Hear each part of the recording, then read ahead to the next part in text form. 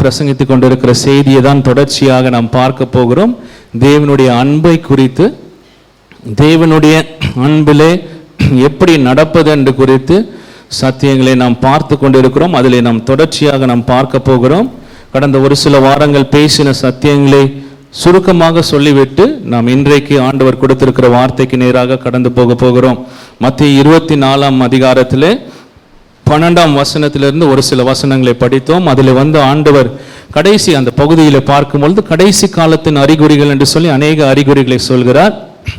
அதில் ஒரு அறிகுறியாக சொல்கிறார், அநேக பேரில் தேவனுடைய அன்பு தணிந்து போகும். அன்பு தணிந்து போகும் என்ற வார்த்தை இருக்கிறது. ஆனால் அது மூல பாஷையிலே பார்க்கும் பொழுது அநேக பேரில் அகாப்பே தணிந்து போகும் என்று சொல்லி இருக்கிறது. அதனுடைய அர்த்தம் என்னவென்றால், கிறிஸ்தவர்கள் மத்தியிலே தேவனுடைய அன்பு தணிந்து போகும் என்று சொல்லி நாம் பார்த்த காரியம் என்னவென்றால், நாம் கடைசி காலங்களில் வாழ்ந்து கொண்டிருக்கிறோம். நம்மளுடைய காலங்களில் அன்பு குறைவாக இருக்கிறது. இப்போ ஆண்டவர் ஒரு காரியத்தை சொல்லி இருக்கிறார் என்றால் நாம் அதற்கு ஏற்றவாறு நாமளே ஆயத்தப்படுத்தி கொள்ள வேண்டும் என்று சொல்லி பார்த்தோம். உதாரணமாக ஒரு குளிர் தேசத்துக்கு செல்ல வேண்டியது இருக்கிறது என்றால் நம்ம என்ன பண்ணுகிறோம்? ஸ்வெட்டர், மஃப்லர், கேப்பு எல்லாமே வாங்கி, குல்லா எல்லாமே வாங்கி, அது மாத்திரமல்ல இன்னர்ஸ், கோட் எல்லாமே வாங்கி நம்மளே ஆயத்தப்படுத்தி அந்த இடத்துக்கு செல்கிறோம். பிரியமானவர்களே, இன்றைக்கு சபையிலும் அநேக இடங்களிலும் அன்பு காமிக்க முடியாத நிலை ஏன் இருக்கிறது என்றால், நம்மளுடைய காலங்களுக்கு நம்மளே ஆயத்தப்படுத்தி கொள்ளாததுனால தான் அவ்வாறாக இருக்கிறது. பிரியமானவர்களே, ஆண்டவர் நம்மளுடைய காலங்களுக்கு சொல்லியிருக்கிறார், தேவனுடைய அன்பு தணிந்து போகும் என்று சொல்லி. அந்த வசனங்களின் கடைசியை பார்க்கும் பொழுது, அந்த கருத்தின் கடைசியை பார்க்கும் பொழுது, முடிவு பரிந்தம் நிலை நிற்கிறவர்களே ரட்சிக்கப்படுவார்கள் என்று சொல்லியிருக்கிறது. ஸோ நாமளே தேவனுடைய அன்பிலே நடப்பதற்கு ஆயத்தப்படுத்திக் கொள்ள வேண்டும். பிரியமானவர்களே, அல்லேலூயா, ஆயத்தப்படுத்திக் கொள்ள வேண்டும். நமக்குள்ளே ஒரு மனப்பான்மை உருவாக வேண்டும், அன்பிலே நடக்க வேண்டும். என்ன இருந்தாலும் காயங்கள், கசப்புகள், கோவங்கள், வைராக்கியங்கள் இருதயத்தில் நான் விடக்கூடாது என்று சொல்லி ஒரு உறுதிக்குள்ளாக வர வேண்டும். ஆமென், அல்லேலூயா. ஒரு பக்கம் ஆண்டவர்கிட்ட கேட்கலாம், ஆண்டவரே என்னுடைய அன்பினாலே என்னை நிறைங்கன்னு கேட்கலாம். இன்னொரு பக்கம் நம்மளுடைய கடமையாக இருக்கு, நம்மளுடைய மனதிலே நம்ம தீர்மானத்தை எடுக்க வேண்டும். ஆமென், ஹல்லேலூயா. As a man thinks in his heart, so is he என்று வேத வசனம் சொல்கிறது. ஸோ நம்மளுடைய மனதிலே நம்ம தீர்மானங்களை எடுத்து, if we make decisions in our mind, அப்பொழுது சூழ்நிலைகள் வரும் பொழுது நாம் சரியாக நடக்க முடியும். பிரியமானவர்களே, ஹல்லேலூயா. ஸோ அன்பிலே நடக்கிறதுக்கு நாமளே ஆயத்தப்படுத்திக் கொள்ள வேண்டும், மனதை பக்குவப்படுத்திக் கொள்ள வேண்டும். ஆமென். அப்புறம் இன்னொரு சில காரியங்களை பார்த்தோம். அன்பை குறித்த புஸ்தகங்களை படிங்க. தேவனுடைய அன்பிலே எப்படி நடப்பது, எப்படி மன்னிக்கிறது, புஸ்தகங்கள் இருக்குது. அநேக ஆவிக்குரிய புஸ்தகங்கள் இருக்கிறது, தேவனுடைய அன்பை குறித்தும் புஸ்தகங்கள் இருக்கிறது. ஸோ அதுவும் ஒரு வகையில நாமளே ஆயத்தப்படுத்திக் கொள்வது. இது ஏன் முக்கியம் என்று சொல்லி பார்த்தோம். ஆண்டவர் எல்லாவற்றுக்கும் மேலாக அன்பை தன்னுடைய வார்த்தையில முக்கியத்துவப்படுத்தியிருக்கிறார். ஆமென், ஹல்லேலூயா. எல்லாவற்றுக்கும் மேலாக அன்பிலே நடக்க வேண்டும் என்று சொல்லி ஆண்டவர் தன்னுடைய வார்த்தையிலே முக்கியத்துவப்படுத்தி கூறியிருக்கிறார். பெரியமானவர்களே, 1 கொரிந்தியர் 13 அதிகாரம் எல்லாருக்கும் மனப்பாடமாக தெரிந்த அதிகாரம். ஆனால் நடக்கிற ஒரு சில பேர் தான் நடக்கிறோம் அதில். ஆமென். அதில் பார்த்தோம், தீர்க்க தரிசனம் இருந்தாலும், அந்நிய பாஷையில பேசினாலும், விசுவாச வரத்திலே பெரிய காரியங்களை செய்தாலும் அன்பு இல்லை என்றால் ஒன்றுமே இல்லை என்று சொல்லி ஆண்டவர் சொல்கிறார். இப்போ நம்ம பொதுவாக கோவப்படும் போது சிலரை பார்த்து சொல்லுவோம், வேஸ்ட், நீ லாய்க்கே இல்லை, உருப்பட மாட்ட, அப்படிலாம் சொல்லுவோம். ஆண்டவர் லேஸில் அப்படி சொல்ல மாட்டார். ஆனால் இந்த ஒரு இடத்துல சொல்லி வைத்திருக்கிறார், நீ எவ்வளோதான் தீர்க்க தரிசனம் சொல்லு, எவ்வளோதான் அந்நிய பாஷை பேசு, விசுவாசத்தில் எவ்வளோதான் பெரிய காரியங்களை செய்ய, அன்பு இல்லாமல் நீ செய்தனா வேத வசனம் தான் சொல்லுதுங்க, ஒன்றுமே இல்லை என்று சொல்லியிருக்கிறார். அது எதை குறிக்கிறதாக இருக்கிறது? ஆண்டவர் அந்த அளவுக்கு அன்புக்கு முக்கியத்துவம் கொடுக்கிறதை குறிக்கிறதாக இருக்கிறது. பிரியமானவர்களே, ஆமென். அநேக நேரங்களில் ஆண்டவர் எதுக்கு முக்கியத்துவம் கொடுக்கிறாரோ நம்மளுக்கு தெரியாம இருக்கிறது, அதற்கு நம்ம முக்கியத்துவம் கொடுக்காம இருக்கிறோம். பிரியமானவர்களே, 1 கொரிந்தியர் 13 அதிகாரத்தில் கடைசி பகுதியில் விசுவாசம், நம்பிக்கை, அன்பு, ஆனால் தெளிவாக இருக்கிற இந்த விசுவாசம் நம்பிக்கையோட எது பெரியது? அன்பே பெரியது என்று சொல்லி வேத வசனத்தில் இருக்கிறது. நாம் பார்த்தோம், நம் ரட்சிக்கப்பட்டது தேவனுடைய அன்பின் நிமித்தமாக தான். தேவனுடைய எல்லா ஆசீர்வாதங்களையும் சுகந்தித்துக் கொள்றது எல்லாமே அவருடைய அன்பின் நிமித்தமாக தான், இரக்கத்தின் நிமித்தமாக தான். பிரியமானவர்களே, நமக்கு தகுதி என்பது ஒன்றுமே கிடையாது. ஆனால் ஆண்டவர் தன்னுடைய பெரிதான அன்பினால தான் நமக்கு ரட்சிப்பே உண்டு பண்ணியிருக்கிறார். நமக்கு ரட்சிப்பு உண்டு பண்ணின அஸ்திபாரம் எந்த அஸ்திபாரம்? அன்பின் அஸ்திபாரத்தில் தான் பிரியமானவங்களே. அந்த சிலுவையிலிருந்து ஆண்டவர் கோவப்பட்டிருந்தாருன்னா ரட்சிப்பு கிடைச்சிருக்குமா நம்மளுக்கு? இல்லை. அந்த சிலுவையிலே பொறுமையாக சகித்து பிதாவே இவர்களை மன்னியும் என்று சொல்லி சொன்னார் பிரியமானவர்களே. அவரை நிந்திக்கும் போது, அவமதிக்கும் போது, அவமானப்படுத்தும் பொழுது மறுபடியுமாக மறு உத்தரவு கொடுக்காமல் அவர் மன்னித்தார் பிரியமானவர்களே. அந்த அஸ்திபாரத்தில் தான் உட்கார்ந்து கொண்டு இருக்கிறோம் இன்றைக்கு. ஆமென். This is the foundation of Christianity. கிறிஸ்தவத்தின் மூல அஸ்திபாரம் இதே தான் பிரியமானவர்களே. அது நமக்கு தெரிய வேண்டும் பிரியமானவர்கள். நிறைய நேரங்களில் புரியாமல் இருக்கிறது. We don't have love, we don't have anything. பாடல் முன்பதாக பழைய காலத்து பாடல் ஒன்று உண்டு. அன்பு எனக்கு இல்லை என்றால் ஒன்றுமில்லை நானே என்று சொல்லி. ஸோ தேவனுடைய அன்பில் நடப்பதற்கு நாமளே ஆயத்தப்படுத்திக் கொள்ள வேண்டும் பிரியமானவர்கள். அடுத்ததாக நம்ம பார்த்த காரியம் என்னவென்றால் அன்பின் குணாதிசயங்கள் என்று சொல்லி பார்த்தோம். நிறைய நேரங்களில் நான் அன்பா இருக்கிறேன் அப்படின்னு சொல்லி நம்ம யோசிக்கிறோம். நம்ம யோசிக்கிறது ஒன்று, நம்மளுடைய அன்பு ஒன்று. ஆனால் தேவனுடைய பார்வையில் தேவனுடைய தரம் வேறு, தேவனுடைய அன்பு என்பது வேறு என்று சொல்லி பார்த்தோம். ஒரு மனுஷிக்குள்ள தேவனுடைய அன்பு இருக்கும் பொழுது முதல் குணாதிசயமாக என்ன வெளிப்படுகிறது என்றால் அவர்கள் அவருடைய சத்துருக்களை சிநேகிப்பார்கள் பிரியமானவர்களே. சபிக்கிறவர்களை ஆசீர்வதிப்பார்கள். அது செயல்முறை ரீதியாக ஒரு வாரத்தில் பார்த்தோம். எப்படி நம்ம சபிக்கிறவர்களை ஆசீர்வதிக்க வேண்டும் என்று சொல்லி செயல்முறை ரீதியாக ஒரு வாரத்தில் தெளிவாக பார்த்தோம். ஒருவருக்குள்ள தேவனுடைய அன்பு இருக்கிறது என்றால் சத்துருக்களை சிநேகிப்பார்கள். ஆமென். சொல்லாமா? எல்லாம் ஒன்னா சேர்ந்து சொல்லாமே. முன்னாடி இருக்கிற பிரதர் மாத்திரம் சொல்லுறார். இருக்கக்கூடாது பிரியமானவர்களே. கசப்புகள், வைராக்கியங்கள், கோபங்கள்லாம் இருக்கவே கூடாது. இருதயத்தில் இருக்கவே கூடாது. தேவனுடைய பிள்ளைகளாக நாம் இருக்கிறோம் பிரியமானவர்களே. மத்திய 5ஆம் அதிகாரத்தில் எழுதி வைத்திருக்கிறார் ஆண்டவர். 45 48 வசனம் கடைசி பகுதின்னு நினைக்கிறேன். அதில் தெளிவாக எழுதியிருக்கிறார். நேசிக்கிறவங்களே நேசித்தா என்ன பிரயோஜனம்? உலகத்து ஜனங்களும் அதை செய்கிறாங்களே, தீவிரவாதிகளும் அதை செய்கிறாங்களே, தாலிபான் கூட அதை செய்கிறாங்களே. நேசிக்கிறவங்களே நேசிக்கிறதுல பிரயோஜனம் இல்லை. ஆனால் நான் உங்களுக்கு சொல்கிறேன், உங்களுடைய சத்துருக்களை சிநேகிங்க, சபிக்கிறவர்களை ஆசீர்வதிங்க, நிந்திக்கிறவர்களுக்காக ஜெபியுங்க. அதுக்கப்புறம் ஆண்டவர் கடைசியில் சொல்றார், உங்களுடைய பரமபிதா பரிபூர்ணராய் இருக்கிறது போல நீங்களும் பரிபூர்ணராய் இருங்க என்று சொல்லி.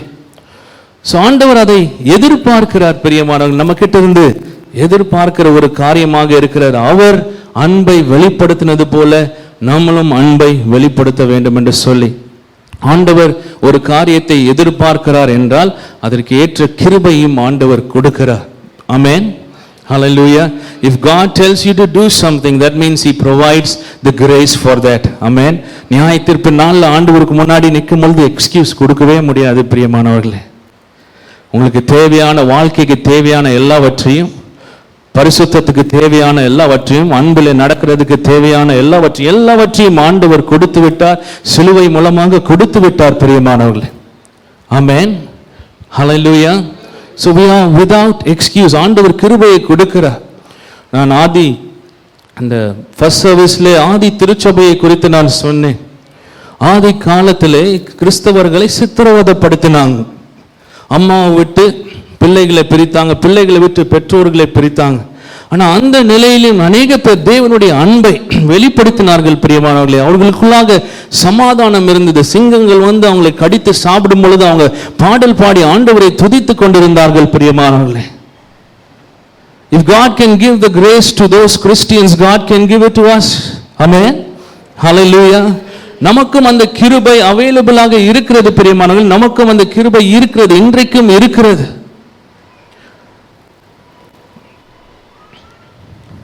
அநேக நேரங்களிலே நம் முக்கியத்துவத்தை புரிந்து கொள்ளாமல் இருக்கிறதுனால, அதற்காக ஆண்டவரை தேடாமல் இருக்கிறனால அநேக நேரங்களில் அதில் நடக்கிறது கிடையாது பிரியமானவர்களே. நான் கடந்த ஒரு சில வாரங்களாக சொன்னேன், எவ்வளோ காரியங்களுக்காக உபவாசம் இருக்கிறோம். தப்பு கிடையாது. ஆண்டவர் ஆசீர்வதிக்கணும்னு சொல்லி உபவாசம் இருக்கிறோம். பிள்ளைகள் வந்து ஆசீர்வதிக்கப்படணும்னு உபவாசம் இருக்கிறோம். தப்பே கிடையாது. அன்பில் நடக்கணும்னு உபவாசம் இருங்க பிரியமானவர்களே. இந்த மாதிரி இதுதான் நித்தியத்துக்கு ஏதுவானவை. ஆமென். ஹல்லேலூயா. வீடு கடந்து போய்விடும், பைக்கு கடந்து போய்விடும், கார் கடந்து போய்விடும், நம்மளோட அப்படியே மறிக்கும் பொழுது போய்விடும் பிரியமானவர்களே. ஆனால் நித்தியத்துக்கு எதுவாக நம்ம நடக்கும் பொழுது, சபிக்கும் பொழுது, அன்பிலே நடக்கும் பொழுது, பரலோகத்திலே ஆண்டவர் பொக்கிஷங்களை நமக்காக சேர்த்து கொண்டிருக்கிறார் பிரியமானவர்களே. நித்தியத்துக்கு எதுவாக நாம் சேர்க்க, நித்தியத்துக்கு எதுவாக நடக்க கற்றுக்கொள்ள வேண்டும். ஹல்லேலூயா. சாட்சிகள் சொல்கிறது தப்பே கிடையாது. ஆமென். ஹல்லேலூயா. ஆண்டவர் ஆசீர்வதித்தார், இயற்கையாக ஆசீர்வதித்தான்னு சொல்றது தப்பே கிடையாது. ஆனால் அதற்கு மேலே நம்முடைய நோக்கம் மேலானவைகள் மேலே இருக்க வேண்டும் பிரியமானவர்களே. ஹல்லேலூயா. அடுத்ததாக அன்பின் குணாதிசயமாக நம்ம பார்த்தது 1 கொரிந்தியர் 13ஆம் அதிகாரம் 4ஆம் வசனத்திலிருந்து, அன்பு சாந்தம்னா நீண்டிய சாந்தம் உள்ளது. அது சரியான அர்த்தம். Love is long suffering. அன்புக்கு சகிக்கிற தன்மை உண்டு என்று சொல்லி பார்த்தோம். ஸோ நம்மளுடைய தரம் ஒன்று, ஆனால் ஆண்டவருடைய தரம் வேறு. நம்முடைய சகிக்கிற தன்மை எல்லாம் யாராவது ஒரு 2 வார்த்தை 3 வார்த்தை பேசுகிற வரைக்கும், இல்லைன்னா சாப்பாடில் உப்பு இல்லாத வரைக்கும், அவ்வளோதான் நம்மளுடைய சகிக்கிற தன்மை. ஆனால் ஆண்டவருடைய தரம் என்று சொல்லி பார்க்கும் பொழுது ஒரு முக்கியமான ஒரு உதாரணத்தை கொடுத்தான். மறுபடியும் சொல்ற, மிகவும் முக்கியமானது. பிதாவாகிய தேவன் தன்னுடைய குமாரனாகிய இயேசு கிறிஸ்து தான் சிருஷ்டித்த மனிதனாலே அவமதிக்கப்படும் பொழுது, அடிக்கப்படும் பொழுது, நிந்திக்கப்படும் பொழுது, துப்பப்படும் பொழுது பொறுமையாக சகித்து பார்த்து கொண்டிருந்தார் பிரியமானவர்களே. ஹல்லேலூயா. சிருஷ்டி கர்த்தா, the great God who created the heavens and the earth. அவர் ஒரு சொடக்கு போட்டால் எல்லாம் அப்படியே பஸ்பமாயிருப்போம் பிரியமானவர்களே. ஆனால் உங்களையும் என்னையை நேசித்ததுனால தன்னுடைய சொந்த குமாரன் வேதனைப்படும் பொழுது அவர் பொறுமையோடு ஒன்று செய்யாமல் இருந்தார். ஒரு வார்த்தையினால வானங்களையும் பூமியையும் உண்டாக்கின தேவன் சர்வ வல்லமை உள்ளவர் பிரியமானவர்களே. that is long suffering for you. ஆமென். கரங்களை தட்டலாமா ஆண்டவருக்கு? எந்த பெற்றோர் நம்முடைய பிள்ளைங்களை யாராவது ஒரு வார்த்தை சொன்னாலே எவ்வளோ கோபம் வருது. அடுத்தது அவங்க கிட்ட நம்ம பிள்ளைங்களை விடவே மாட்டோம்ல. ஆனால் பாருங்க, எந்த அளவுக்கு இயேசு கிறிஸ்து வேதனைப்பட்டார், எந்த அளவுக்கு அவமதிக்கப்பட்டார், எந்த அளவுக்கு நிந்திக்கப்பட்டார். பிதாவாகிய தேவன் சகித்து பொறுமையாக இருந்தார் பிரியமானவர்களே. It's because he loved you and me. Love suffers long. ஆண்டவராகிய இயேசு கிறிஸ்துவை வைத்து அந்த கண்ணோட்டத்திலையும் நம்ம பார்த்தோம். தேவன் நம்மளையும் உங்களையும் எண்ணி மண்ணிலிருந்து உருவாக்கி இருக்கிறார். தன்னுடைய சுவாசத்தை ஊதி உருவாக்கினார் பிரியமானவர்களே. தன்னுடைய சிருஷ்டி கர்த்தரை வேதனைப்படுத்தும் பொழுது, நிந்திக்கும் பொழுது எப்படி இருக்கும் கொஞ்சம் யோசித்து பாருங்க. அவர் உண்டாக்கின ஒரு மனிதன் அவரை அவமானப்படுத்துகிறான், வேதனைப்படுத்துகிறான், அடிக்கிறான். கொஞ்சம் யோசித்து பாருங்க, துப்புறான். எவ்வளவு வேதனையாக இருக்கும். ஆனால் அந்த நிலையில் ஆண்டவராகிய இயேசு கிறிஸ்து ஒரு வார்த்தை மாம்சத்திலே தவறாக பேசவில்லை பிரியமானவர்களே. ஆமென். Jesus was long suffering because he loved you and me. ஆமென். உங்களுக்கு எனக்கு ரட்சிப்பை உண்டு பண்ணும்படியாக, உங்களுக்கு எனக்கு அன்பை வெளிப்படுத்தும்படியாக ஆண்டவர் ஒரு வார்த்தையும் பேசவில்லை பிரியமானவர்களே. நம்மளுடைய தரம் ஒன்று, ஆண்டவருடைய தரம் வேற பிரியமானவர்களே. ஆனால் வேத வசனம் சொல்லுது, ரோமர் 5:5 பரிசுத்த ஆவியானவர் மூலமாக அதே தேவனுடைய அன்பு, அதே இயேசு கிறிஸ்துவின் அன்பு நம்மளுடைய இருதயங்களே ஊற்றப்பட்டிருக்கிறது என்று சொல்லி இருக்கிறது. அதே போல நம்மளாலையும் நடக்க முடியும் பிரியமானவர்களே. we can also walk in love like God walked. ஆண்டவராகிய இயேசு கிறிஸ்து அன்பிலே நடந்தது போல உங்களாலையும் என்னாலையும் நடக்க முடியும் பிரியமானவர்களே. It is possible. பவுல் வேத வசனத்தில் எழுதி வைத்திருக்கிறார். அண்ணா அன்னைக்கு பிரசங்கம் பண்ணாங்க, நான் இயேசு கிறிஸ்துவை பின்பற்றுவது போல நீங்கள் என்னை பின்பற்றுங்கள் என்று சொல்லி சொல்கிறார். இன்னொரு இடத்துல சொல்றார், follow my example in the Lord என்று சொல்லி சொல்கிறார். நான் சொன்னது போல மனிதர்கள், ஆண்டவரோடு கூட உறவாடுகிற மனிதர்கள் அவ்வாறாக நடந்திருக்கிறார்கள் பிரியமானவர்களே. அந்திரேயா சீஷனுடைய உதாரணத்தை பார்த்தோம். அவரை ஒரு எக்ஸ் போன்ற ஒரு சிலுவையில் அறைந்தார்கள். 3 நாள் உயிரோடு கூட இருந்தார். கொஞ்சம் யோசித்து பாருங்க. சிலுவையில் 3 நாள் உயிரோடு இருக்கணும்னா எவ்வளோ கஷ்டம்னு கொஞ்சம் யோசித்து பாருங்க. 3 நாள் சிலுவையில் உயிரோடு கூட இருந்தார். அந்த 3 நாளும் தன்னை நிந்திக்கிறவர்களுக்காக, அடித்தவர்களுக்காக அவர் ஜெபித்தார். பிரியமானவர்களே, எப்படி ஜெபித்தார்னா, சாபம் வரணும்னு ஜெபிக்கல, அவர்கள் ரட்சிக்கப்படும்படியாக, அவருடைய பாவம் மன்னிக்கப்படும்படியாக ஜெபித்தார். பிரியமானவர்களே, அது மாத்திரமல்ல, அந்த 3 நாளும் அந்த சிலுவையிலிருந்து அவர் பிரசங்கம் பண்ணினார்.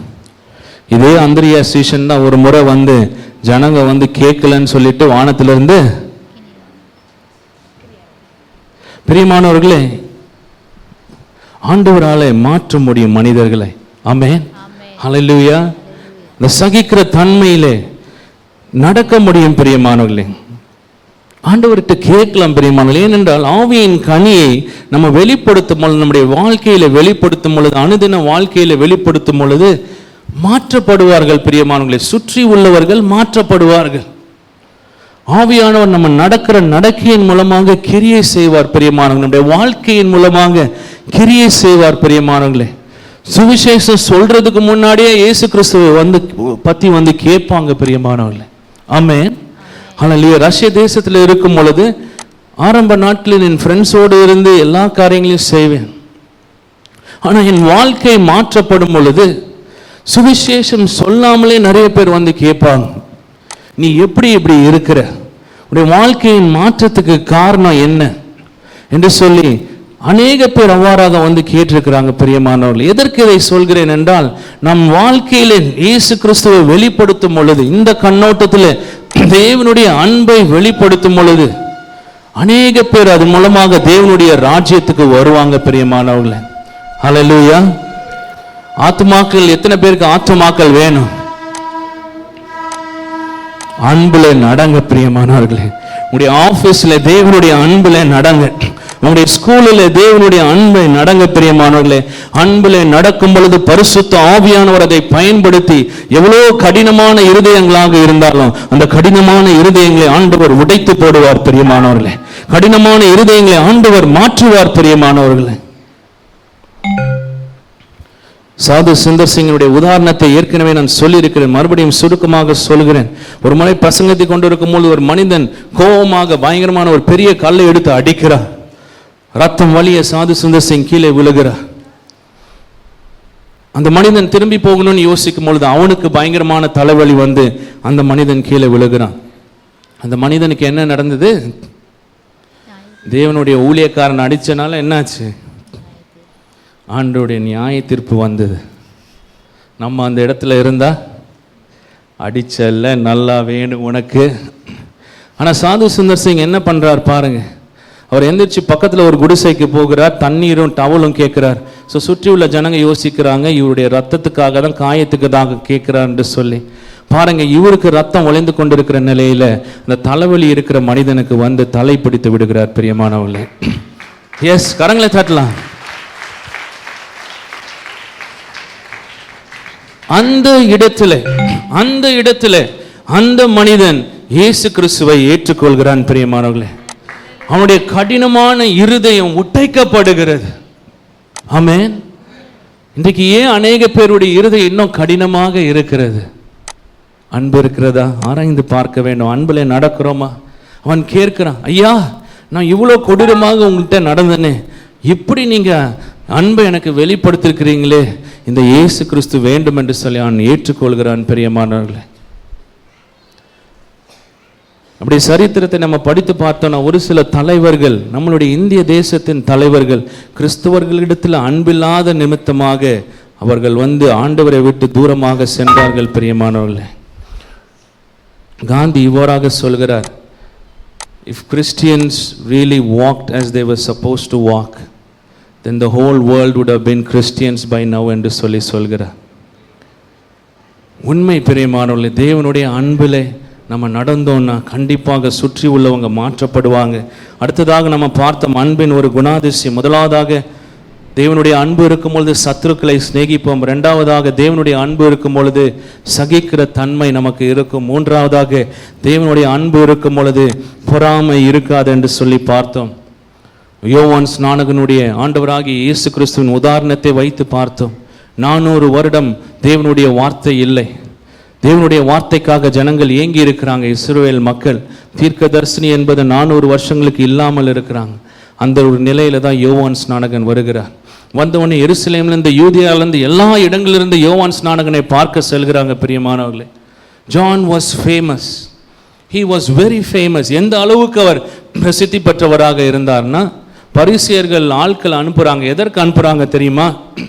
நீர் மேசியாவா என்று கேட்கிற அளவுக்கு, அந்த அளவுக்கு யோவான் ஸ்நானகன் பிரசித்தி பெற்றவராக இருந்தார். பிரியமானவர்களே, ஆனால் ஆண்டவராகிய இயேசு கிறிஸ்து அந்த இடத்துக்கு வந்த பொழுது கூட்டம்லாம் எங்கே போக ஆரம்பிச்சது? ஆண்டவரை பின்பற்ற ஆரம்பித்தாங்க. அப்போ ஒரு சில பேர் வந்து சொன்னாங்க, என்ன சொன்னாங்கன்னா, உங்ககிட்ட இருக்கிற கூட்டம்லாம் அவர்கிட்ட போயிட்டு இருக்குதே அப்படின்னு சொன்னாங்க. அப்போ யோவான் ஸ்நானகன் என்ன சொன்னார் தெரியுமா? அவர் பெருக வேண்டும், நான் சிறுக வேண்டும். பாருங்க பிரியமானவர்களே, பொறாமையே இல்லை. பாருங்க, அதே போல பிரியமானவர்களே, மற்றவர்கள் ஆசீர்வதிக்கப்படும் பொழுது, மற்றவர் உயர்த்தப்படும் பொழுது, நம்ம கூட இருக்கிறவங்க வேலையில் நல்ல உயர்வு வரும் பொழுது நம்ம சந்தோஷப்படுகிறவர்களாக இருக்க வேண்டும். வருத்தப்படுகிறவர்களாக அல்ல, கோபப்படுகிறவர்களாக அல்ல, பொறாமைப்படுகிறவர்களாக அல்ல. பிரியமானவர்களே, ஆமென், ஹல்லேலூயா. ஒருவேளை அந்த மாதிரி யோசனைகள் வந்தால் நம்ம என்ன பண்ணணும்? ஆண்டவர்கிட்ட ஒப்பு கொடுக்கணும். பிரியமானவர்களே, கடந்த வாரம் பார்த்த ஒரு முக்கியமான காரியம் என்ன தெரியுமா? இந்த மனதில் தான் நம்ம வந்து ஆளுகை செய்ய கற்றுக்கொள்ள வேண்டும். சிந்தனைகள் வரும் பொழுது உடனடியாக இயேசு கிறிஸ்துவின் ஆளுகைக்குள்ளாக, அறிவுக்குள்ளாக அந்த சிந்தனைகளை ஒப்பு கொடுத்து நம்மளால கட்டுப்படுத்த முடியும். ஆமென். ஒரு எதிர்மாறியாக ஒரு சிந்தனை வரும் பொழுது இயேசு கிறிஸ்துவின் நாமத்தினாலே இந்த சிந்தனையே, ஆண்டவரே உம்முடைய அறிவுக்கு நான் ஒப்பு கொடுக்கிறேன். ஆண்டவரே, அரண்களை நிர்மூலமாக்குற வல்லமை, தேவ வல்லமை நமக்கு கொடுத்திருக்கிறார். சிந்தனையை ஆளுகை செய்கிற வல்லமை ஆண்டவர் கொடுத்திருக்கிறார். ஆமென். நம்ம சிந்தனைகளை வந்து கட்டுப்படுத்தாம சிந்தனைகளை வார்த்தையாக பேசும் பொழுது, சிந்தனையை செயல்முறை ரீதியாக நடக்கும் பொழுது, அப்பொழுதுதான் என்ன ஆகுது? அந்த தவறில் இன்னும் பலப்படுகிறோம். பிரியமானவர்களே, ஹல்லேலூயா. அந்த தவறை விட்டு விடுகிறதுக்கு அப்புறம் கஷ்டமாக மாறுகிறது. இந்த தவறுகளுக்கு நம்ம ஜீவன் கொடுக்கிறோம். பிரியமானவர்களே, சிந்தனையிலே தோணும் பொழுது என்ன பண்ணணும்? ஆளுகை செய்து விடும். ஆண்டவர் வல்லமையை கொடுத்திருக்கார், கொரிந்தியரில் எழுதி வச்சிருக்கிறார். Amen. The weapons of our warfare are not carnal, but are mighty through God to pulling down of strongholds. கிறிஸ்துவின் அறிவுக்கு விரோதமாக இருக்கிற எல்லா சிந்தனைகளும் we demolish everything என்று சொல்லி வேத வசனத்தில் எழுதியிருக்கிறது. பிரியமானவர்களே, you don't have an option but to walk in holiness. You don't have an option but to walk in love. பரிசுத்தமா நடக்கிறது ஏதோ நமக்கு கொடுத்த ஒரு ஆப்ஷன் கிடையாது. நினைச்சா நடக்கலாம் அப்படின்னு கிடையாது. பிரியமானவர்களே, நடந்துதான் ஆக வேண்டும். ஆமென். வேற வழி கிடையாது. அன்புல நடக்கிறது ஏதோ ஒரு ஆப்ஷன், நினைச்சா நடக்கணும் அப்படின்னு கிடையாது. கிறிஸ்தவங்களா மாறிட்டீங்களா, ஆண்டவரை ஏற்றுட்டீங்கன்னா நடந்துதான் ஆக வேண்டும். பிரியமானவர்களே, அப்படி இருக்கிற நிலையிலே ஆண்டவர் ஆயுதங்களை கொடுத்திருக்கிறார். சிந்தனையிலே தோணும் பொழுது, எதிர்மாறியான காரியங்கள் தோணும் பொழுது ஆண்டவருடைய அறிவுக்கு ஒப்பு கொடுங்க. பிரியமானவர்களே, நெகட்டிவான சிந்தனைகளுக்கு எதிர்மாறியாக நடங்க. ஆமென், ஹல்லேலூயா. பேசக்கூடாதுன்னு தோணுச்சுன்னா போய் பேசுங்க. பிரியமானவர்களே, ஆமென். அப்படி எதிர்மாறியாக நடக்கும் பொழுது என்ன ஆகுது? அந்த எதிர்மாறியான சிந்தனைகள், தவறான சிந்தனைகள் அப்படியே உடைந்து போய் விடுகிறது. அந்த வல்லமை உடைந்து போய் விடுகிறது. பிரியமானவர்களே, ஆனால் அநேக நேரங்களில் சிந்தனைகளில் வரும் பொழுது நம்ம என்ன பண்ணுறோம்? அதுக்கு இடம் கொடுத்து அதை பேசிடுறோம். பிரியமானவர்களே, அது மாத்திரமல்ல, நடந்து விடுகிறோம். அதுக்கு பின்பதாக மன்னிக்கிறதுக்கு, கோபங்களை, வைராக்கியங்களை விடுகிறதுக்கு அது கடினமாக மாறுகிறது. இன்னும் ஒரு உதாரணமாக பார்த்தோம், தாவீதும் யோனத்தானும் உதாரணத்தை வச்சு பார்த்தோம். பாருங்க, யோனத்தான் தான் சரியான ராஜாவாகும்படியாக நியமிக்கப்பட்டவன். அவன்தான் ராஜாவின் மகன். எல்லாமே வந்து அவனுக்கு தான் வர வேண்டும். பிரியமானவர்களே, தாவீது எங்கேயோ உள்ளவன், ஆடு மேய்ச்சிட்டு இருந்தவன். அவன் ராஜாவினுடைய ரிலேட்டிவ் கூட கிடையாது, எங்கேயோ இருந்தவன். ஆனா பாருங்க, தேவனுடைய அழைப்பை யோனத்தான் அறிந்தவுடன் என்ன சொல்றான்? யோனத்தான், நீ தான் அடுத்த ராஜாவாவ, நான் உனக்கு கீழே இருந்து உனக்கு சப்போர்ட் பண்ணுவேன் என்று சொல்லி சொல்றான். பாருங்க பிரியமானவர்களே, பொறாமையே இல்லை. தாவீதினுடைய வெற்றியில் யோனத்தான் சந்தோஷப்பட்டான். பிரியமானவர்கள், தேவனுடைய பிள்ளைகளாக இருக்கிற நீங்களும் நானும் அவ்வாறாக மற்றவர்களுடைய ஆசீர்வாதங்களிலே சந்தோஷப்பட கற்றுக்கொள்ள வேண்டும். ஹல்லேலூயா. ஒரு சில வசனங்களை நம்ம சீக்கிரமாக படித்து தேவனுடைய அன்பின் அடுத்த ஒரு முக்கிய குணாதிசயத்தை நம்ம பார்க்க போகிறோம். 1 யோவான் 4ஆம் அதிகாரம் 7-8 வசனம். பிரியமானவர்களே, ஒருவரில் ஒருவர் அன்பாயிருக்க கடவோம். ஏனெனில் அன்பு தேவனால் உண்டாயிருக்கிறது. அன்புள்ள எவனும் தேவனால் பிறந்து அவரை அறிந்திருக்கிறான். அன்பில்லாதவன் தேவனை அறியான். பாருங்க எவ்வளவு தெளிவா இருக்குது பாருங்க. அன்பு உள்ளவர்கள் தேவனால் பிறந்திருக்கிறார்கள், அன்பில்லாதவர்கள் தேவனை அறியான் என்று சொல்லி இருக்கிறது. தொடர்ந்து படிங்க. அன்பில்லாதவன் தேவனை அறியான், தேவன் அன்பாகவே இருக்கிறார். அடுத்தது யோவான் 13ஆம் அதிகாரம் 34 35 வசனத்தை படிங்க. நீங்கள் ஒருவரில் ஒருவர் அன்பாயிருங்கள், நான் உங்களில் அன்பாயிருந்தது போல நீங்களும் ஒருவரில் ஒருவர் அன்பாயிருங்கள் என்கிற புதிதான கட்டளையை உங்களுக்கு கொடுக்கிறேன். நீங்கள் ஒருவரில் ஒருவர் அன்புள்ளவர்களாயிருந்தால் அதனால் நீங்கள் என்னுடைய சீஷர்கள் என்று எல்லோரும் அறிந்து கொள்வார்கள் என்றார். அடுத்ததாக 1 பேதுரு 4ஆம் அதிகாரம் 8 வசனத்தை படிங்க. 1 பேதுரு 4ஆம் அதிகாரம் 8 வசனம்.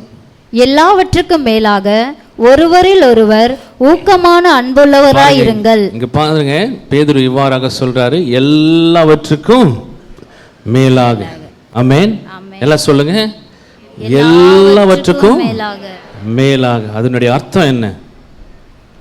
எல்லாவற்றுக்கும் மேலாக அன்பு முக்கியம். பிரியமானவர்களே, தொடர்ந்து பாடிமால அந்த வசனத்தை. எல்லாவற்றுக்கும் மேலாக ஒருவரில் ஒருவர் ஊக்கமான அன்புள்ளவர்களாய் இருங்கள், அன்பு திரளான பாவங்களை மூடும். அடுத்ததாக 1 யோவான் 2ஆம் அதிகாரம் 9-11 வசனம்.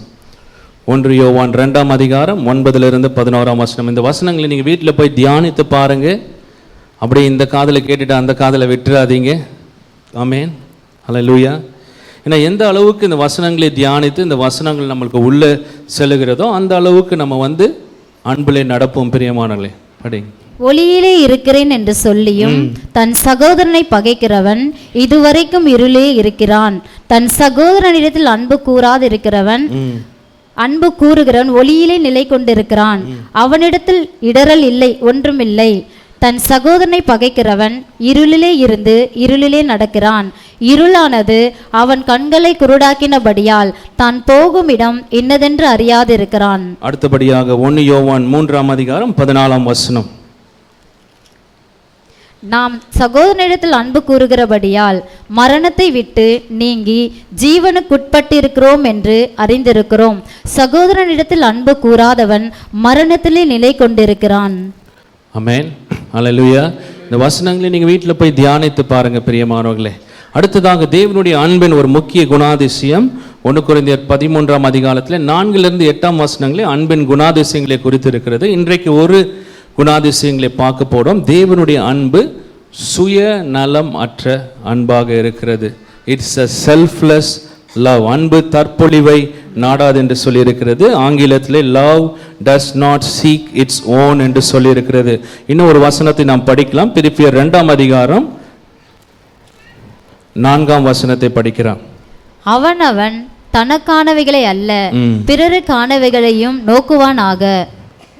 பாருங்க, நம்மளுடைய சொசைட்டி, நம்முடைய உலகம் எல்லாமே சுயநலம் உள்ள ஒரு உலகமாக, சுயநலம் உள்ள ஒரு சொசைட்டியிலே நம்ம வாழ்ந்து கொண்டு இருக்கிறோம். பிரியமானவர்களே, சுயநலம் இல்லாத அன்பை வெளிப்படுத்துகிறது என்று சொல்லி பார்க்கிறது ரொம்ப ஒரு அரிதான காரியம். பிரியமானவர்களே, இன்றைக்கு நிறைய இடங்களில் நிறைய காரியங்களை ஜனங்க செய்கிறாங்க. ஆனால் அதில் there's always something selfish attached to that. பிரியமானவர்களே, ஆனால் தேவனுடைய அன்பு பிரியமானவர்களே சுயநலம் இல்லாத ஒரு அன்பு. தேவனுடைய அன்பு உள்ளவர்கள் சுயநலம் இல்லாமல் மற்றவர்களை நேசிப்பார்கள். பிரியமானவர்களே, சுயநலம் இல்லாமல் இருப்பதென்றால் நம்மளுடைய காரியங்களை விட மற்றவங்களுடைய காரியங்களுக்கு முக்கியத்துவம் கொடுக்கிறது. To look after the interests of others more than our own interests. அது வேணால் எழுதிக்கொள்ளுங்க. சுயநலம் இல்லாமல் இருப்பது என்றால் அதனுடைய ஒரு டெஃபினேஷன் என்ன சொல்லலாம்னா, நம்மளுடைய காரியங்களை பார்ப்பதை விட மற்றவர்களுடைய காரியங்களை பார்த்து கொள்வது.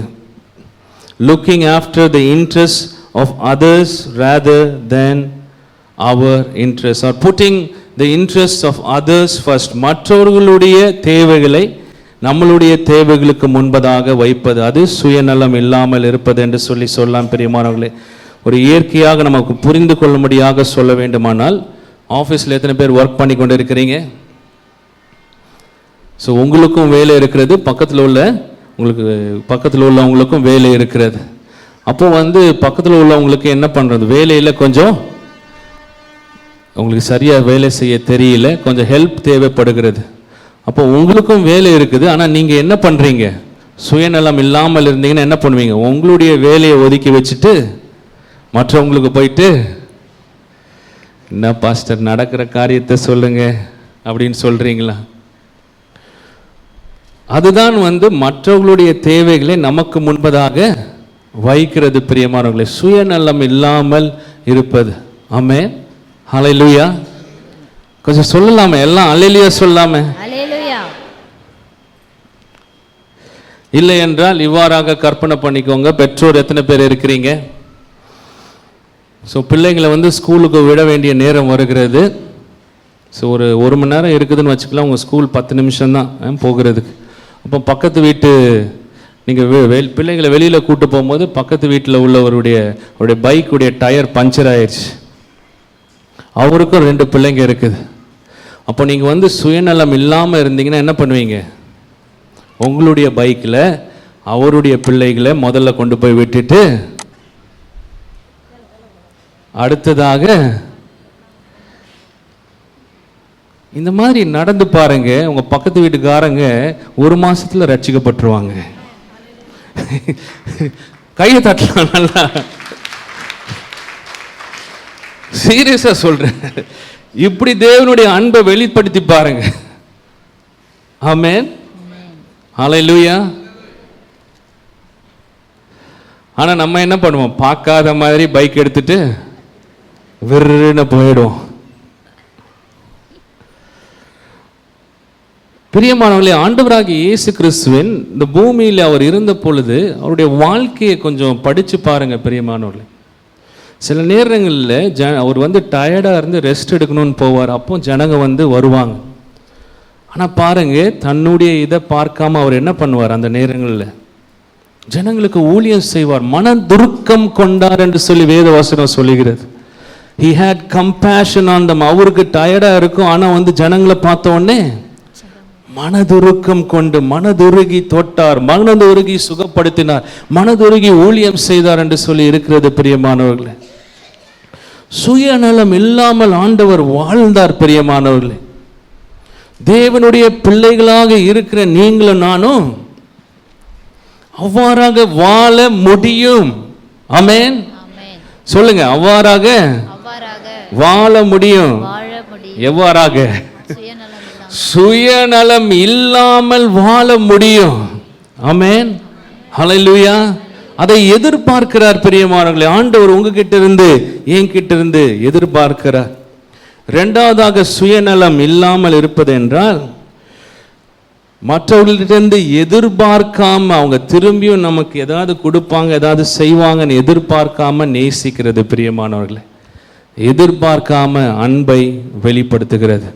ஆமென், hallelujah. We love people because simply we love them, not expecting anything in return. இன்னைக்கு நிறைய காரியங்களை நம்ம ஏன் செய்கிறோம்? செஞ்சா ஏதாவது கிடைக்கும் என்று சொல்லி. பாஸ்ட ஏன் நல்லா பேசுறோம்? அன்பு இருக்கிறதுனால இல்லை, சீட்டு வச்சுக்கணும் அப்படின்னு சொல்லிட்டு பேசுறோம்ல. ராஜஸ்தானில் இப்போ போயிருக்கும் பொழுது மிஷினரிகள் ரொம்ப அன்பாக உபசரித்தாங்க. ரொம்ப அன்பாக உபசரிக்கும் போது ரொம்ப நல்லா இருந்தது. அப்போ திடீர்னு எனக்குள்ளே ஒரு முதல்ல சிந்தனை வந்தது, ஏன் இந்த அளவுக்கு அன்பாக இருக்கிறாங்க அப்படின்னு சொல்லி ஒரு சிந்தனை வந்தது. பிரியமானவர்களே, அதுக்கப்புறம் நான் இப்படி யோசித்தேன், சரி, நான் செய்கின்ற காரியத்தை எதனால செய்கிறேன்? ஜனங்களோடு பேசும் பொழுது எதனால பேசுகிறேன்? ஆமென், ஹல்லேலூயா, ஹல்லேலூயா. நிறைய நேரங்களிலே நம்ம நமக்காக நிறைய காரியங்களை செய்கிறோம் பிரியமானங்களே. ஒரு முறை கொஞ்ச நாட்களுக்கு முன்பதாக எனக்கு ஞாபகம் இருக்கிறது, ஒரு சகோதரர் மிஷினரிகள் ஊழியங்களுக்கும் மாதம் ஒரு தொகை கொடுப்பார். ஸோ அப்போ பார்த்தீங்கன்னா பாஸ்டர் ராஜசேகர் தான் அதை ஒழுங்கு பண்ணுவார், அவரை போய் பார்க்குறதுக்கு. இப்போ மாதம் கரெக்டாக அந்த மாதம் அந்த பிகினிங் இல்லைன்னா அந்த 2வது வாரம் வரும் பொழுது கரெக்டாக பாஸ்டர் ராஜசேகருக்கு கால் பண்ணி போய் விசிட் பண்ணலாம்ல, அவங்கள போய் பார்க்கலாம்ல அப்படின்னு சொல்லி ரெகுலராக கேட்டுக்கிட்டு இருந்தேன். அப்போ ஒரு முறை எனக்கு திடீர்னு இந்த சிந்தனை வந்தது, எதனால அந்த சகோதரனை போய் பார்க்கணுன்னு யோசிக்கிறேன். உண்மையிலே சொல்லணும்னா மிஷினரிகளுக்கு கொடுக்குறாரு என்று சொல்லி தான். ஆமென், ஹல்லேலூயா. அப்புறம் என்னை நானே மாற்றிக்கொண்டேன் பிரியமானவர்களே. we have to do things because we love people, just love people, not expecting anything in return. ஆமென், ஹல்லேலூயா. அண்ணா ஒரு நல்ல ஒரு உதாரணம் இந்த நியூ இயர் சர்வீஸ் அப்போ சொன்னாங்க, ஒருத்தங்க கல்யாணம் வைக்கும் போது எங்கே வச்சாங்களாம் கல்யாணத்தை? தெருவில் வச்சாங்களாம். யார் அவங்களுடைய கல்யாணத்துக்கு வந்தது? பிச்சைக்காரங்க, கொடுக்க முடியாதவங்க, ஏழைங்க வந்தாங்களாம் பிரியமானவர்களே. நாம் அவ்வாறாக அன்பை வெளிப்படுத்த கற்றுக்கொள்ள வேண்டும் பிரியமானவர்களே. ஏனென்றால் தகுதியே இல்லாத நம்மளை நேசிக்கும்படியாக ஆண்டவர் பரலோகத்தின் எல்லா மகிமையும் விட்டு இந்த பூமிக்கு ஒரு மனுஷனாக வந்தார் பிரியமானவர்களே. வேதவசனம் சொல்கிறது, while we were yet sinners Jesus died for us. ஹல்லேலூயா. பாவிகளாக இருக்கும் பொழுதே ஆண்டவராகிய இயேசு கிறிஸ்து மரித்தார் என்று சொல்லி வேதவசனம் சொல்லியிருக்கிறது பிரியமானவர்களே. ஆண்டவருடைய பிரசன்னத்தை நான் உணர்கிறேன். அன்பை வெளிப்படுத்த நாம் கற்றுக்கொள்ள வேண்டும். இது ஒரு படி நான் சொல்லிவிட்டேன், இன்னொரு படி கொஞ்சம் மேலாக கொண்டு போகிறேன். ஹல்லேலூயா. இந்த சுயநலமற்ற அன்பை யார்கிட்ட வெளிப்படுத்தணும்னா நம்முடைய விரோதிகளுக்கு, தகுதி இல்லாதவர்களுக்கு வெளிப்படுத்தும்படியாக ஆண்டவர் எதிர்பார்க்கிறார் பிரியமானவர்களே. ஒருவேளை சுயநலம் இல்லாமல் நம்மளை நேசிக்கிறவங்களை நேசிக்கலாம், தெரியாதவங்களை கூட கொஞ்சம் நேசிச்சிடலாம். ஆனால் ஆண்டவருடைய வாழ்க்கையை பார்க்கும் பொழுது அந்த ரோமர் 5ஆம் அதிகாரத்தில் 5லிருந்து 10ஆம் வசனத்தில் தெளிவாக இருக்கிறது. தேவனுக்கு விரோதிகளாக இருந்தோம், பாவிகளாக இருந்தோம், அன்காட்லி தேவன் அற்றவர்களாக இருந்தோம், பலன் அற்றவர்களாக இருந்தோம். ரோமரில் இன்னொரு பகுதியில் இருக்குது, நாம் எல்லாரும் சொந்த வழிகளை தேர்ந்தெடுத்து சென்றோம் என்று சொல்லி. ஆனால் அந்த நிலையிலும் ஆண்டவர் நம்மளை நேசித்தார் பிரியமானவர்களை. இயேசு கிறிஸ்து நேசித்தார். ஆமென், ஹல்லேலூயா. ஆண்டவராகிய இயேசு கிறிஸ்து while we were still sinners Jesus died for us என்று சொல்லியிருக்கிறார். நாம் தேவனுக்கு விரோதிகளாக பாவம் செய்து தேவனுக்கு விரோதிகளாக மாறினோம் பிரியமானவர்களே. ஆனால் அந்த நிலையில் இருக்கிற மனுஷனுக்கு தேவன் தன்னுடைய சுயநலமற்ற அன்பை வெளிப்படுத்தினார் பிரியமானவர்களே. ஹல்லேலூயா. For God so loved the world என்று சொல்லி அந்த வசனத்தை மனப்பாடமாக தெரியும். எந்த பெற்றோர் உங்களுடைய பிள்ளைங்களை மற்றவர்களுக்காக அவமானப்படும்படியாக, அடிக்கப்படும்படியாக, நிந்திக்கப்படும்படியாக, கொலை செய்யும்படியாக கொடுப்பீங்க பிரியமானவர்களே? பெற்றோர் யாராவது இருக்கிறீங்களா? கரங்களை வைத்து காமிங்க. அப்படி செய்வீங்களா? செய்கிற பெற்றோர் கரங்களை வைத்து காமிங்க என்று சொல்லி சொன்னேன். பாருங்க எந்த அளவுக்கு God was selfless. ஆமென். உங்களை என்னையும் ரட்சிக்கும்படியாக சொந்த குமாரனை கொடுத்தார். ஆண்டவராகிய இயேசு கிறிஸ்துவின் வாழ்க்கையை பார்க்கும் பொழுது அவர் சுயநலமற்றவராக அவர் வாழ்ந்தார் பிரியமானவர்களே.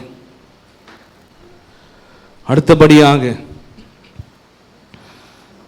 சுயநலம் இல்லாமல் அன்பை எவ்வாறாக வெளிப்படுத்த வேண்டும் என்று சொல்லி ஆண்டவர் விரும்புகிறார் என்றால், நமக்கு பாதிப்பு உண்டானாலும் மற்றவர்களை நேசிக்கும்படியாக, சுயநலம் இல்லாமல் நேசிக்கும்படியாக ஆண்டவர் விரும்புகிறார் பிரியமானவர்களே.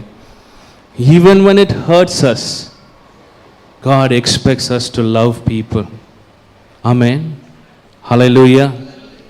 ஆண்டவராகிய இயேசு கிறிஸ்துவின் வாழ்க்கையை பார்க்கும் பொழுது தன்னுடைய தெய்வீக எல்லா தன்மைகளையும் உங்களுக்காகவும் எனக்காகவும் விட்டார் பிரியமானவர்களே. தேவனுடைய சாயலாக இருந்தாலும் தேவனுக்கு ஒப்பானதை கொள்ளையானிட பொருள் என்று எண்ணாமல் அடிமையின் ரூபத்தை எடுத்தார் என்று சொல்லியிருக்கிறது. It cost Jesus his godly powers. பரலோகத்தின் எல்லா மேன்மையும் அவர் விட்டார் பிரியமானவர்களே. All his heavenly comforts. அவருடைய உத்தியோகத்தை விட்டார் பிரியமானவர்களே.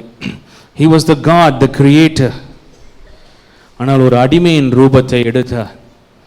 அவருடைய மரியாதை இல்லாமல் போனது பிரியமானவர்களே. அவமானப்படுத்தினாங்க, நிர்வாணமாக வைத்து துப்பி அடித்து உதைத்து அவமானப்படுத்தினாங்க. தேவனுடைய குமாரனை நிர்வாணமாக அவமானப்படுத்தினாங்க. கொஞ்சம் யோசித்து பாருங்க. அந்த அளவுக்கு அவருக்கு பாதிப்பு அந்த நிலையிலே ஏற்பட்டாலும் அவர் நேசித்தார் பிரியமானவர்களே. இதுவரைக்கும் எந்த மனிதனும் அனுமதிக்காத அந்த அளவுக்கு இயற்கையான வலியும் வேதனையும் மனரீதியான வலியும் வேதனையும் ஆண்டவராகிய இயேசு கிறிஸ்து அனுமதித்தார் பிரியமானவர்களே. அந்த அளவுக்கு பாதிப்பு ஏற்பட்டது, பாதிப்பு இருந்தது. ஆனால் அந்த நிலையிலேயும் அவர் நேசித்தார். ஹல்லேலூயா. சிலுவையிலே தொங்கும் பொழுது, when he hung on that cross, அந்த சிலுவையிலே அவர் தொங்கும் பொழுது he experienced the greatest pain, emotional pain. மன ரீதியான இருக்கிறதிலே பெரிய அளவில் பாதிப்பை அவர் அனுபவித்தார். சரீர பிரகாரமான பாதிப்பை அவர் அனுபவித்தார். ஆனால் அந்த நிலையிலிருந்து அவர் நேசித்தார் பிரியமானவர்களே. ஹல்லேலூயா. கரங்களை தட்டி ஆண்டவருக்கு மகிமைப்படுத்தலாமா? அந்த நிலையிலிருந்து, yes, I think Jesus deserves better. Hallelujah. நன்றாக கரங்களை தட்டலாம் பிரியமானவர்களே.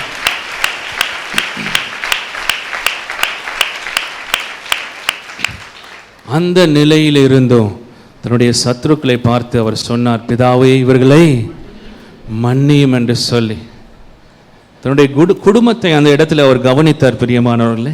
ஆமென்.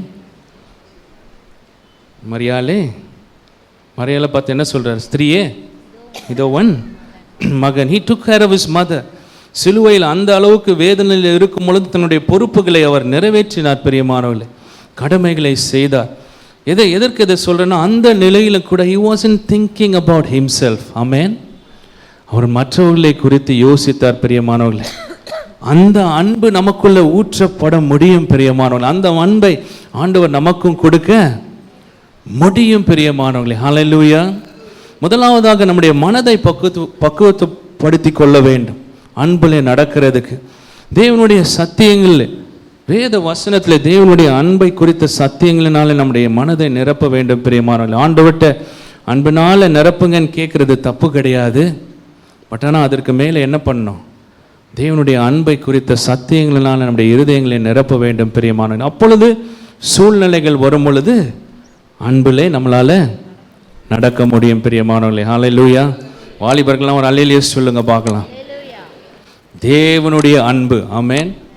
ஹல்லேலூயா. உலக அன்பு அல்ல, தேவனுடைய அன்பு. ஒரு கதையை சொல்லி நான் முடிக்கும்படியாக ஆசைப்படுகிறேன். இந்த சம்பவத்தை ஏன் சொல்கிறேன் என்றால், இது வேதவசனத்தின் அடிப்படையில் இருக்கிறனால இந்த சம்பவத்தை நான் சொல்கிறேன். ஒரு தீர்க்கதரிசியை ஆண்டவர் பரலோகத்துக்கு எடுத்து சென்றார். அப்பொழுது எடுத்து செல்லும் பொழுது த்ரோன் ரூம் என்று சொல்லி அவர் அவருடைய புஸ்தகத்தில் எழுதியிருக்கிறார். I was taken into the throne room. அப்பொழுது கண்ணாடி கடலாக லட்சக்கணக்கான ஜனங்கள் ரெண்டு பக்கமும் இருந்தார்கள். அந்த அறையின் நடுவிலே ஆண்டவராகிய இயேசு கிறிஸ்துவின் சிங்காசனம் இருந்தது. அநேக சிங்காசனங்கள் இருந்தது என்று சொல்லி சொன்னார். அப்பொழுது ஒரு வெளியிலிருந்து இவர் உள்ளே சென்று கொண்டிருந்தார் பிரியமானவர்களே. இப்போ பார்த்தீங்கன்னா வெளியிலிருந்து இப்படி சொல்லும் பொழுது ஒரு தெரிந்த ஒரு நபரை இவர் பார்க்கிறார். இப்போ யார் அந்த நபர் என்றால், உலகத்திலே அவர் மூலமாக ஆயிரக்கணக்கான ஜனங்கள் ரட்சிக்கப்பட்டு ஆயிரக்கணக்கான பேர் சுகம் பெற்று லட்சக்கணக்கான பேர் அவருடைய கூட்டங்களிலே வந்திருக்கிறார்கள். அப்பொழுது இந்த தீர்க்கதரிசி இவரை பார்க்கும் பொழுது மிகவும் ஆச்சரியப்படுகிறார். ஆச்சரியப்பட்டு கேட்கிறார், ஐயா, உங்கள் கூட்டங்களில் லட்சக்கணக்கான பேர் வந்தாங்களே, இவ்வளோ பேர் ரட்சிக்கப்பட்டாங்களே, சுகமானாங்களே, நானும் பார்த்துருக்கிறேன்னு. ஆனால் நீங்கள் வெளியில் இருக்கிற இந்த இடத்துல என்ன பண்ணிட்டு இருக்கிறீங்க? ஆண்டவருடைய சிங்காசனத்தின் பக்கத்தில் இருக்கணுமே, ஆண்டவரோடு கூட இருக்கணுமே, நீங்கள் என்ன பண்ணிட்டு இருக்கிறீங்க? புரிந்து கொள்ள முடியலையே அப்படின்னு சொல்லி கேட்டார். அப்பொழுது அந்த நபர் சொல்கிறார், உண்மைதான். என் ஊழியத்தில் ஆயிரக்கணக்கான பேர் ரட்சிக்கப்பட்டது உண்மைதான். ஆனால் என்னுடைய வாழ்க்கையில் கடைசியில் மற்றொரு உடன் ஊழியர்காரனுக்கு விரோதமாக பொறாமையை அனுமதித்து என்னுடைய பிரசங்கங்களை அவருக்கு விரோதமாக பிரசங்கம் செய்ய ஆரம்பித்தேன். கடைசியில் என் தவறுகளை ஒத்துக்கொண்டா கூட ஆண்டவர் இந்த இடத்தை எனக்கு கொடுத்ததே மேல் என்று சொல்லி அவர் சொல்கிறார். பிரியமானவர்களே, மிகவும் இவர் அதிர்ச்சி அடைகிறார். அடுத்ததாக கொஞ்சம் தள்ளி போகும் பொழுது அதுவும் கொஞ்சம் வெளியில தான். அப்போ சரித்திரத்தை மாற்றின 2 தம்பதியார்களை பார்க்கிறார். These people changed history. சபையின் சரித்திரம் இவர்களால் மாற்றப்பட்டது. அவங்களும் எங்க இருக்கிறாங்க? வெளியில நின்று கொண்டு இருக்க. வெளியிலன்னா பரலோகத்துக்கு வெளியில இல்லை, புரிஞ்சுக்கோங்க. அப்பொழுது இவருக்கு அதிர்ச்சியா இருக்கிறது. அவர் கேட்கிறாரு, sir, through you world history, I mean church history was changed. சபையின் சரித்திரமே உங்களுக்கு வெளிப்பாடு வந்தது நிமித்தமாக தான் மாற்றப்பட்டது. நீங்க என்ன இங்கே இருக்கிறீங்க? அப்பொழுது அவர் இவ்வாறாக சொல்கிறார், உண்மைதான், ஆண்டவர் கொடுத்த வெளிப்பாடின் மூலமாக சபையின் சரித்திரமே மாற்றப்பட்டது.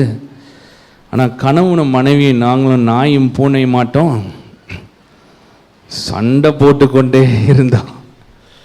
ஆமென், ஹல்லேலூயா. இன்னும் கொஞ்சம் தூரம் போகும்போது வெளியிலன்னு தான் சொல்லலாம். ஒரு பிரசித்தி பெற்ற எழுத்தாளரை பார்க்குறார்.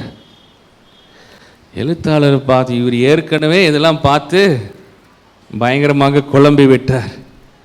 பிரியமானவர்களே, நம்மளுடைய தரம் ஒன்று, ஆண்டவருடைய தரம் என்பது வேறு. பிரியமானவர்களே, இந்த வேத வசனத்தில் படித்து பாருங்க. What is esteemed in the sight of man is detestable in the sight of God என்று சொல்லி இருக்கிறது. ஆண்டவருடைய தரம் ஒன்று, நம்மளுடைய தரம் வேறு. பிரியமானவர்களே, அப்போ அந்த எழுத்தாளரை பார்த்து கேட்கிறார், எவ்வளோ புஸ்தகம் எழுதியிருக்கிறீங்க, உங்கள் புஸ்தகங்கள்லாம் எனக்கு ஆசீர்வாதமாக இருந்திருக்குது, என் வாழ்க்கையை மாற்றிருக்கிறது.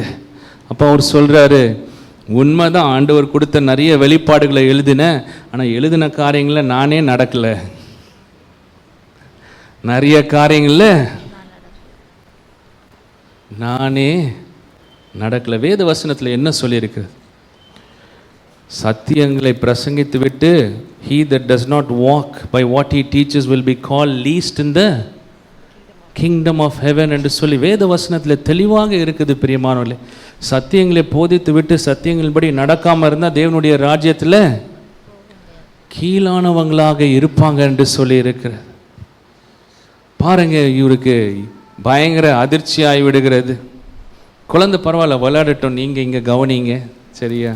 It's okay for children, it's okay, they can play, it's okay. But உங்களை டிஸ்ட்ராக்ட் பண்ணாமல் இருந்தால் சரி.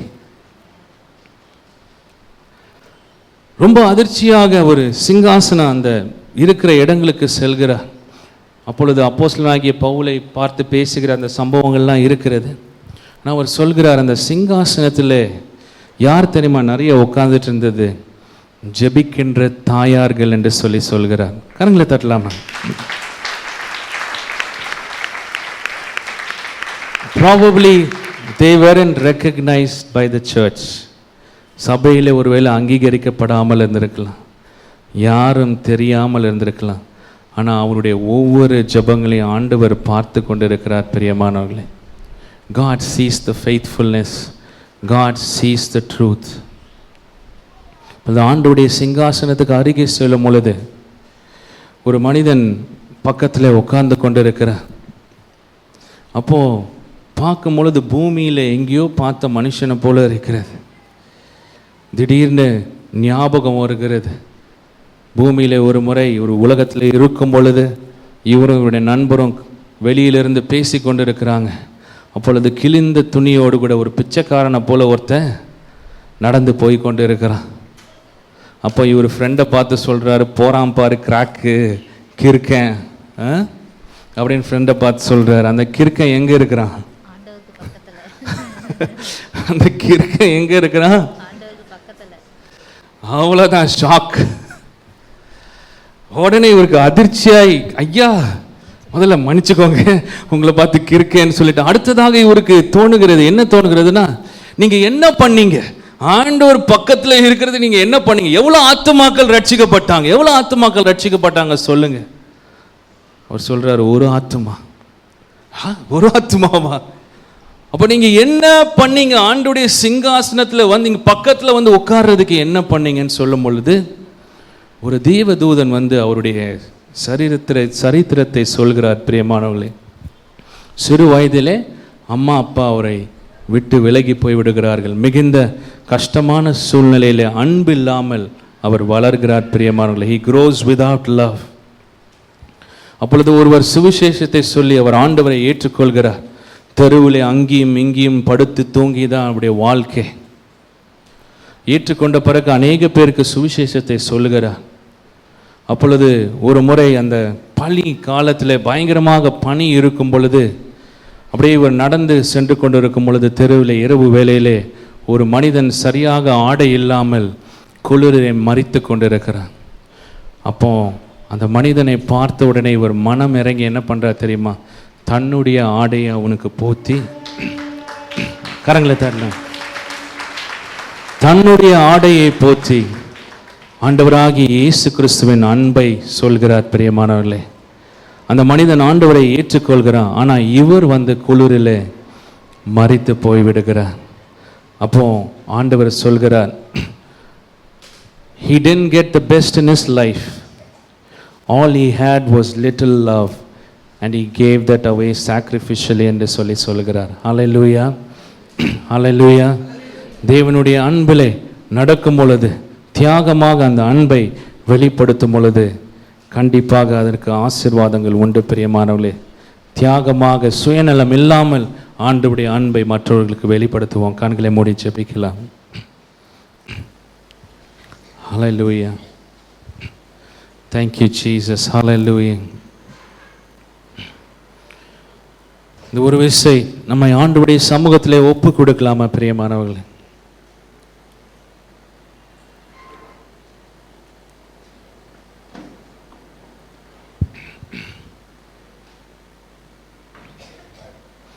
நம் சுயநலம் இல்லாமல் தேவனுடைய அன்பை வெளிப்படுத்தும் பொழுது ஆவியானவர் அநேக கனியை கொடுப்பார். பிரியமானவர்களே,